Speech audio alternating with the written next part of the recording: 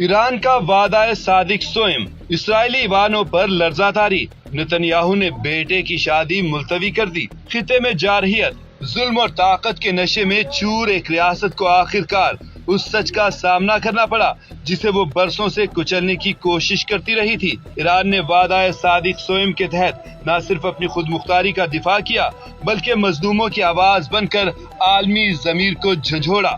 اس operation کے خوف سے اسرائیلی وزیراعظم نتنیاہو نے اپنے بیٹے ایمن رن کی 16 جون کو طے شدہ شادی ملتوی کر دی۔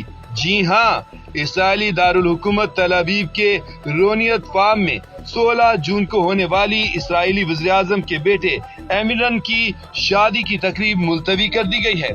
یہ فیصلہ اسرائیلی قیادت کی اندرونی بوکھلاہٹ کا عکاس ہے۔